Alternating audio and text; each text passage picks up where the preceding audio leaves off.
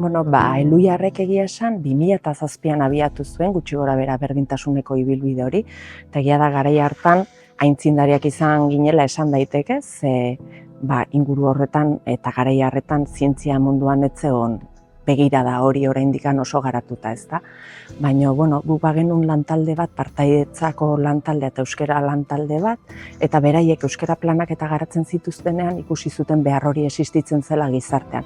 Eta hortik abiatu ginen, da egia da, erakundean bertan ere oso erakunde feminizatua da Eluiar, langileen 75% edo emakumezkoak gara, eta orduan bazegon sentsibilitate berezi bat, eta dagoeneko lan baldintzei lotuta eta ardura postuei lotuta bide bat urratzen hasita geunden.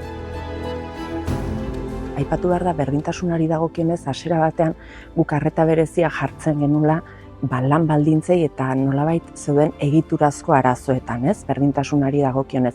Baina gero badira urte batzuk dagoeneko begirada hori gure lan egiteko moduetan eta gure etxe barreko kulturan jarrita daukagula. Eta horrek inpaktu bat izan du lantzen ditugun esparru guztietan eta inpaktu hori bera ere gizartera iritsi da. Esaterako, guk lantzen ditugun zientzia divulgazioko edo komunikazioko ekintza guztietan berdintasuna txertatuta daukagu. Berdin, hizkuntza kalitateko lanketak egiten direnean. Gauza bera, adimen artifizialerako tresna garatzen ditugunean.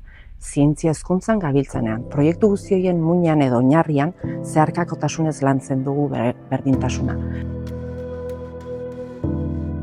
Eta gero aipatu behar da noski, berariaz berdintasuna lantzen duen lantalde badaukagula, eta hauek berdintasun plana garatzen dituzte, hemen inguruko ikerketa zentro, erakunde, enpresa, hezkuntza sisteman. Eta horrek ere nolabait inpaktu bat du inguruko zientzia sistema horretan eta berdintasun gaietan. Gai hau etengabe ikasketa prozesu bat eskatzen duen gaia. Gai bat dela, ezta?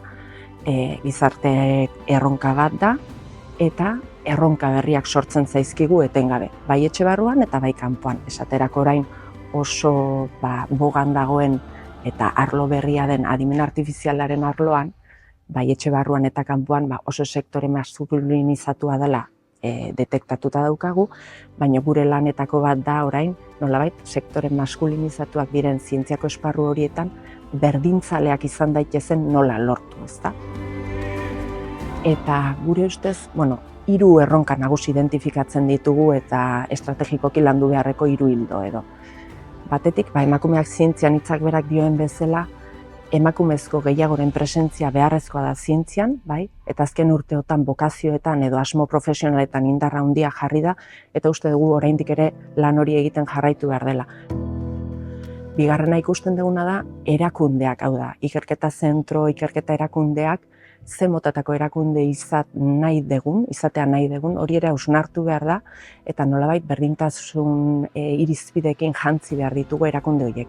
Eta hor, egia da, erraminta batzuk badaudela, esaterako berdintasun planak, ez da?